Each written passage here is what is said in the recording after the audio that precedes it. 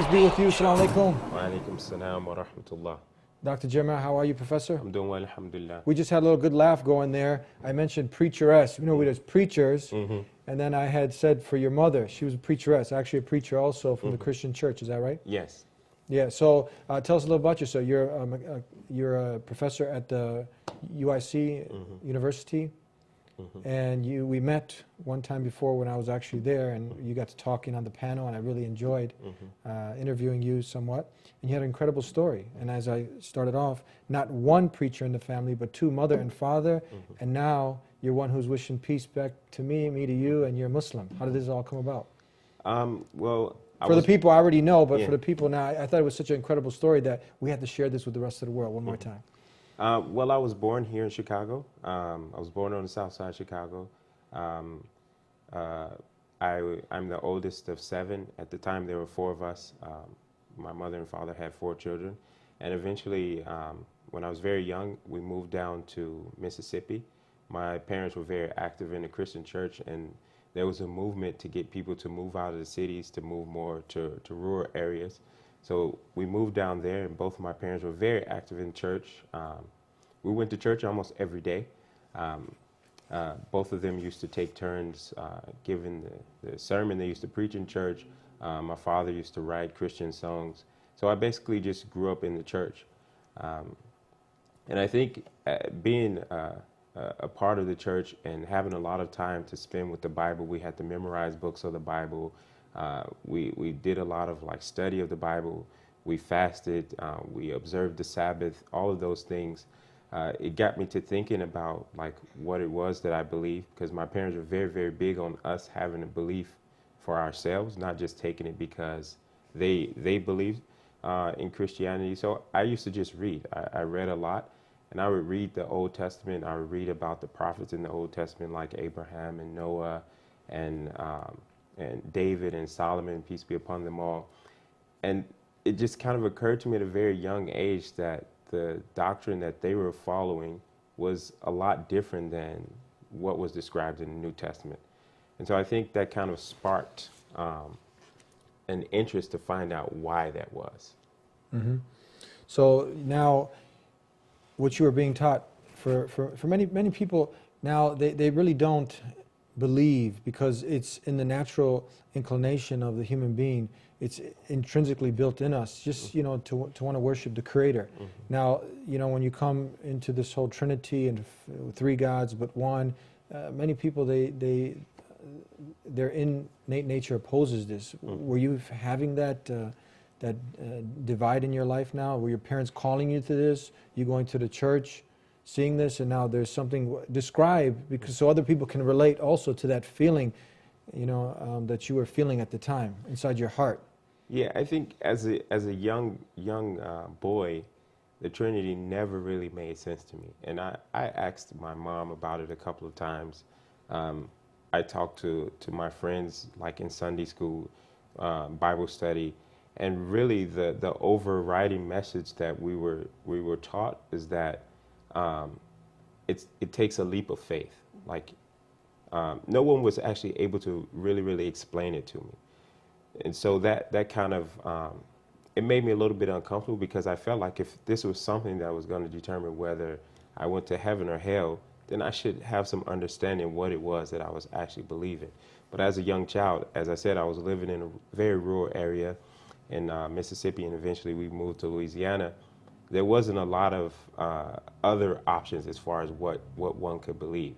So all I knew was Christianity, and I just tried to figure out for myself what it was what I was being taught, and how I can reconcile this with the questions that I had. And when we say preachers, some people think of the hit show LA Preachers.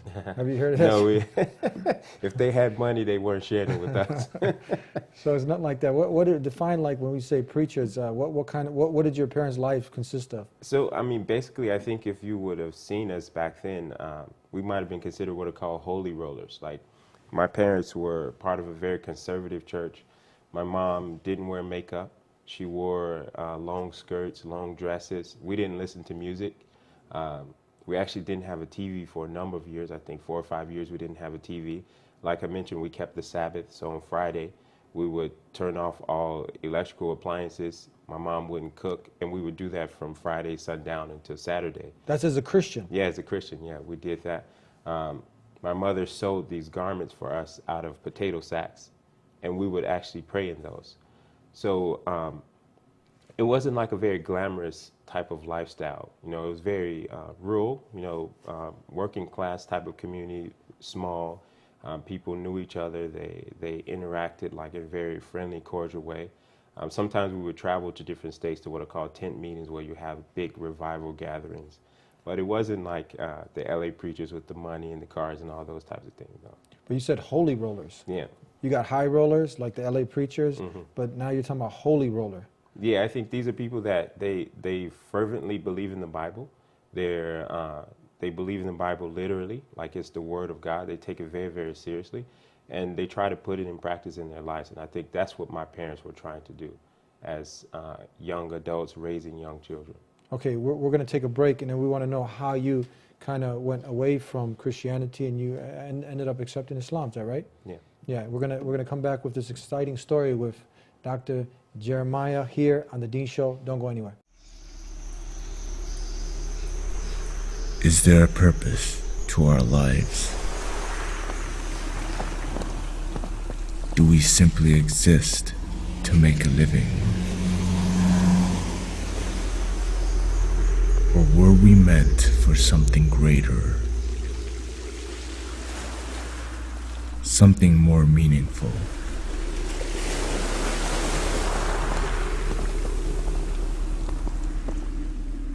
I looked everywhere for answers.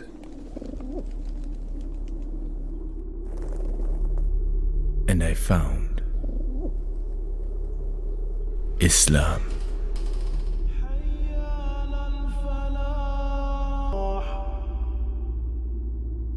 I started my journey.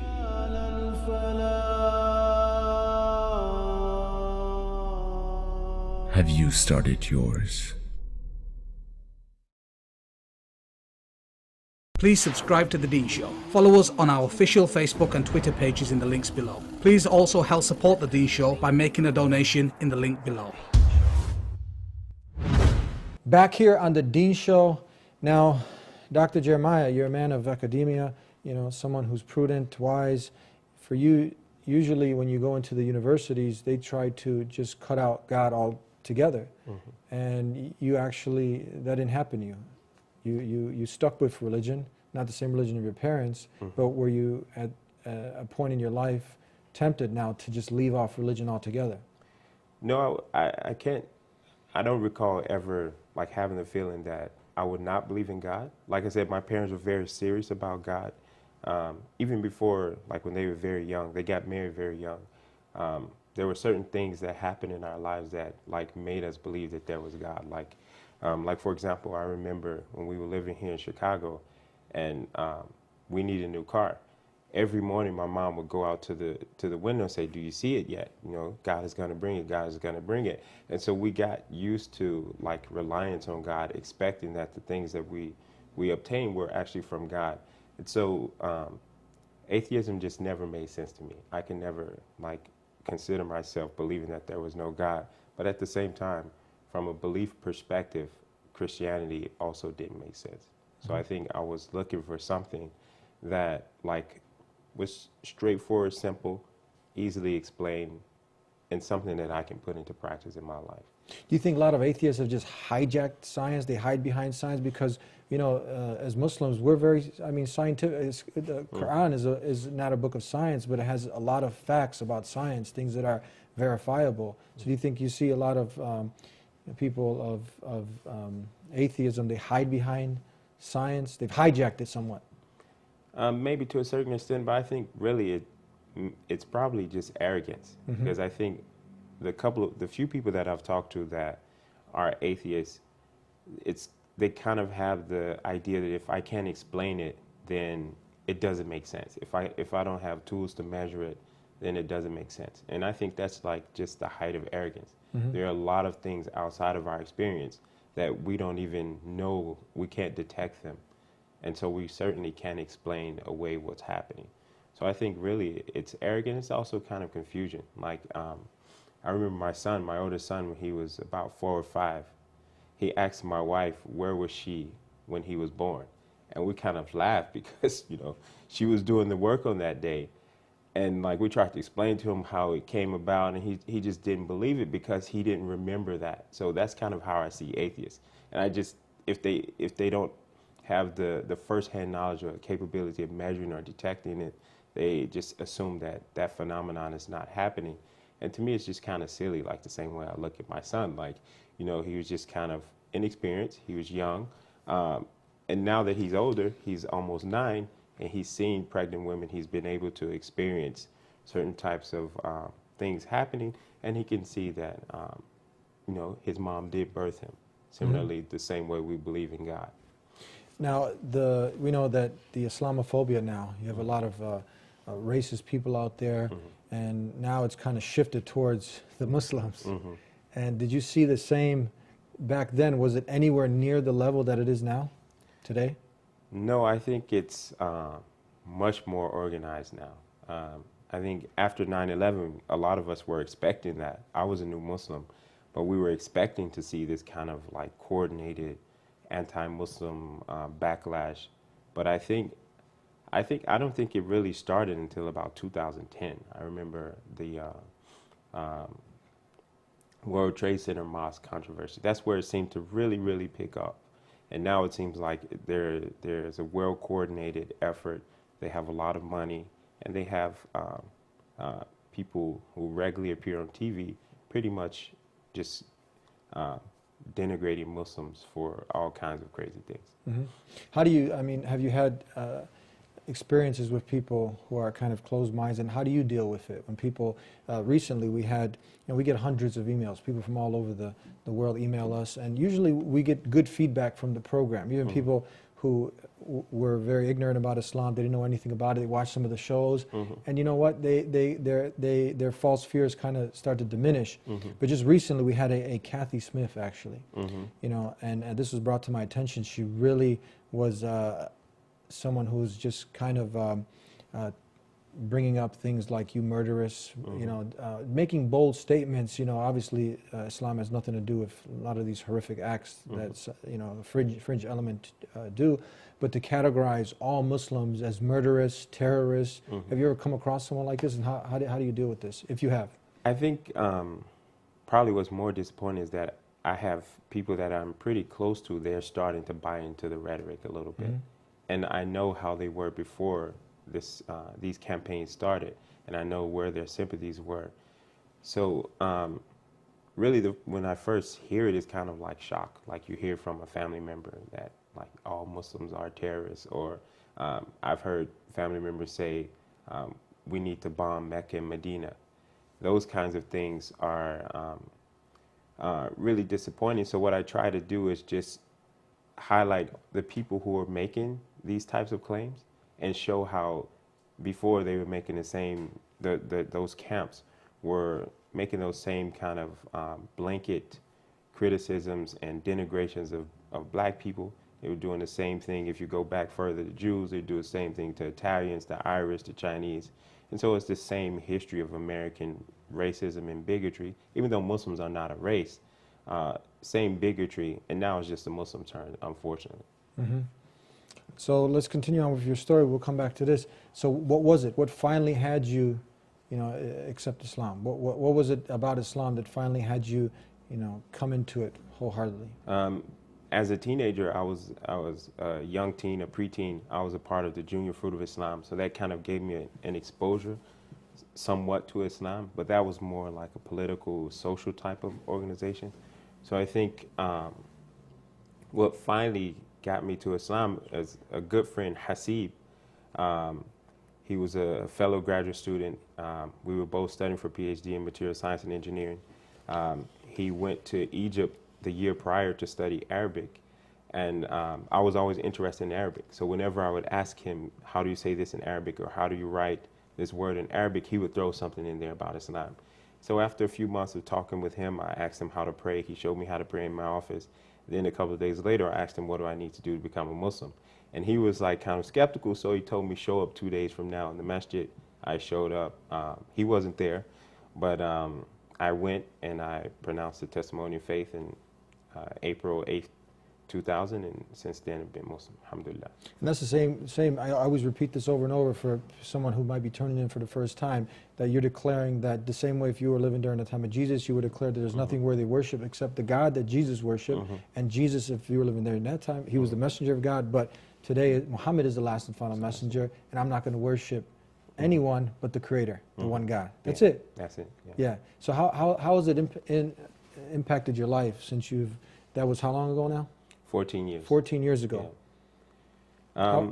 I think the big thing that I see a change in, and I think my wife, we also talk about this, is this feeling of being connected to this global community. Like we have more than 1 billion Muslims. Like many of us are trying our best to be good people, trying to follow the way of the Prophet, and then being connected to all of those people all the way back to the prophets before Prophet Muhammad, peace be upon him, all the way back to the first prophet, this connected chain of people trying to submit their wills to Allah so that we can gain the pleasure of Allah. I think that's the thing that sometimes it takes me aback, that God blessed me to be a part of this community, this community of Prophet Muhammad. We're going to take a break. We're right back with more with Dr. Professor Jeremiah here on The Deen Show.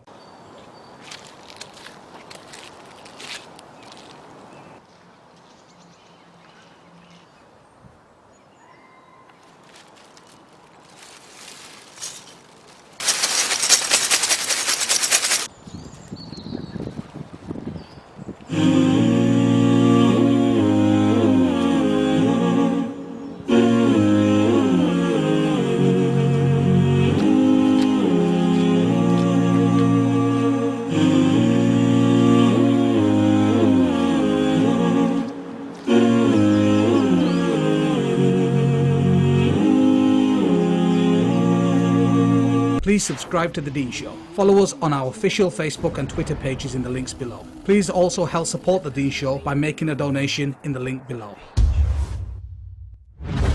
Back here on The Deen Show with Professor Jeremiah. Now, someone, like I mentioned earlier, somebody who's coming into Islam, I'm sure the person, even back then, there were some misconceptions, correct? So you're circumspect, you're cautious about what you're getting into, you're prudent, you're looking to make a wise, sound decision. You're a professor, you're an academic, you're not somebody who's fooled easily.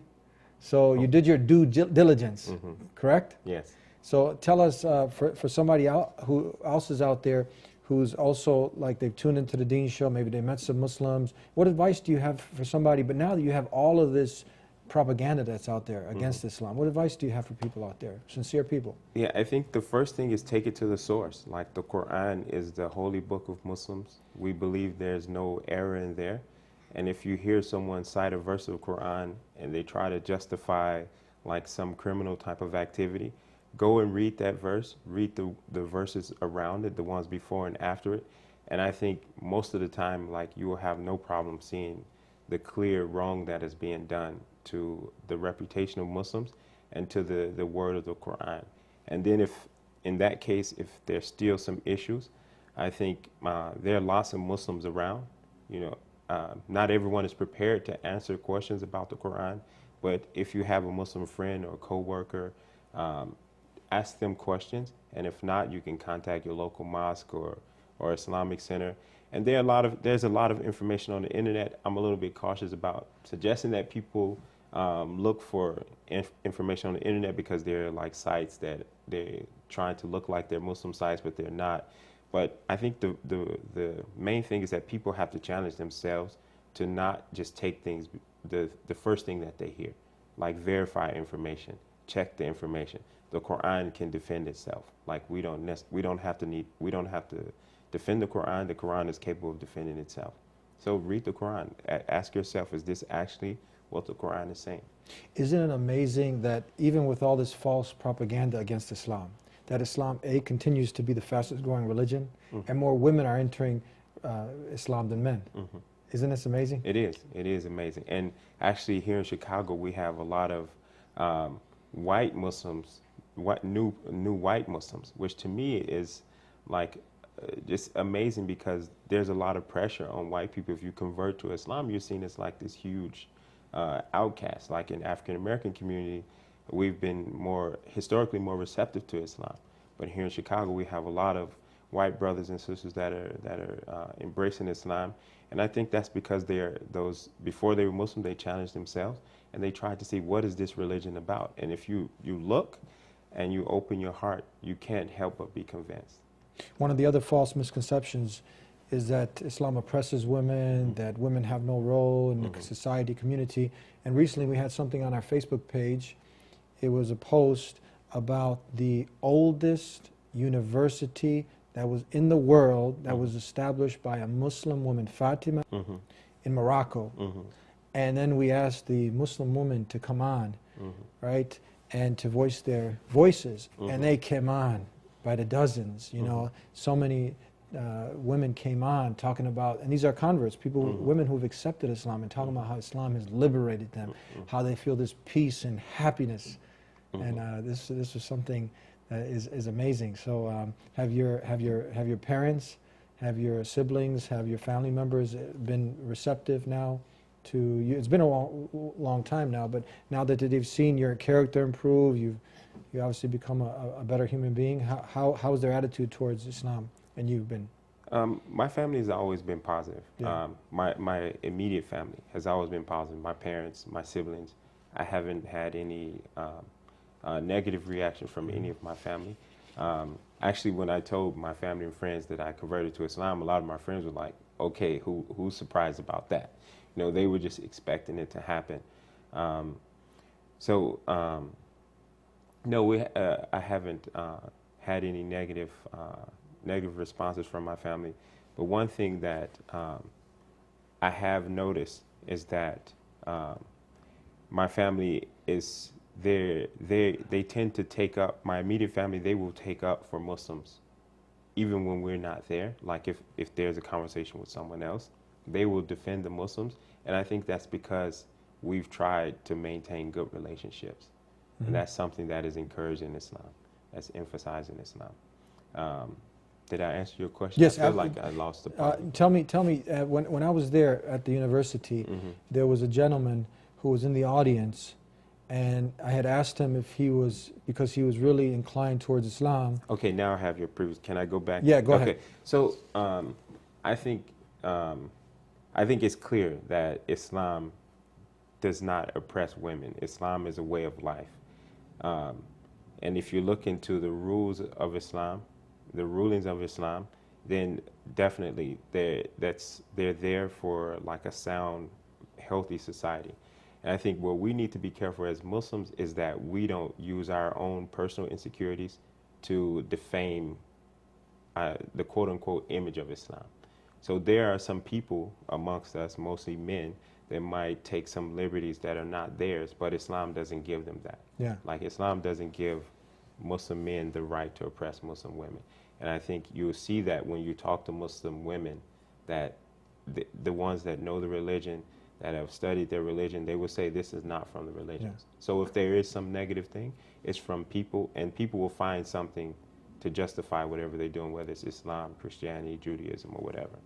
Now, if this Fatima, who established the first, the oldest university in the world, now this is by a Muslim woman, when now the women in this country didn't get those rights till somewhat, they're still fighting for rights, but I'm talking about this was in the 1800s, and we're talking about this was back in the 8th century. So, I mean, when you just study a little bit of the history and you take off those blinders. Yeah. And I consider myself a beneficiary of that legacy personally. My teacher and like the person that taught us like how to practice Islam, the rules of fiqh, he graduated from that institution. He's now an instructor at Zaytuna in California. So I'm thankful. May Allah bless her for her sacrifice. I really The sister Fatima. Fatima, yes. yeah. Amazing, yeah. So 1,000 years later, we're still benefiting. Alhamdulillah. Tell us, before we cut out, there was a Latino brother who was in the audience. We asked him if he wanted to accept Islam. He was inclined towards it. At that time, he didn't. We got word that he actually accepted Islam. Do you know the brother? Yes, I do. He did. Tell us a little bit about him. I don't know him very well, but I really liked the approach that he was taking. He was being very mindful. He wasn't like interested in just rushing into something based off emotion. And he asked very good questions. He made good friendships with Muslims, and he actually observed the character of the Muslims first, which I think is important. He got a chance to be around the Muslims. I think that's really what convinced him in the end, because a lot of times people are convinced about Islam, but they don't know what their life is going to be like. They don't know, like, how am I going to have friends? Will I have to change how I dress or the food that I eat? And once he saw that people accepted him as he was, that his belief system was gonna change, and the rest was up to him, I think he was comfortable, and he became Muslim. And became Muslim, Yeah, one who submits to the will of the Creator, not the creation. Thank you. We're out of time, Professor. Dr. Jeremiah, thank you so much for being with us here. Thank you. Thank you. May God Almighty reward you. Peace be unto you. And that was the son of the preacher and preacheress. Two preachers accepted his way of life. By the way, Muslims love Jesus, and no Muslim is a Muslim unless he believes or she believes in Jesus as a mighty messenger. And this is the simple belief that a Muslim believes in all the messengers of God. And we submit only to God. And Islam is a beautiful way of life that's practiced by over 1.7 billion people in the world. One out of every 4 people is a Muslim. We have a book, a believable message. And we have facts in it, not fiction. So if you'd like to pick up the Quran, call us at 1-800-662-ISLAM. This is just one of those stories that we got to share with you out of the many that you can watch at thedeanshow.com. We have so many people. Look, with all the false propaganda, people are accepting Islam on a daily basis. Why? Why? If it teaches terrorism, if it teaches things that go against humanity as a whole, it doesn't. And that's why people, sincere people are ridding themselves of this racism and this hatred. They look into Islam sincerely, and they ask the Creator for guidance, and they see that Islam provides all the rational, logical proofs and evidences that it is indeed the way of life from the Creator, and it brings peace and gives you purpose in life, so you can live a life that is pleasing to your Creator, so at the end you can get paradise. And we hope that you've gotten the benefit. Go ahead and keep in touch with us on our Facebook pages, on our Twitter, and follow us. And every week we're here with a new exciting show. We'll see you next time, God willing. Until then, peace be with you.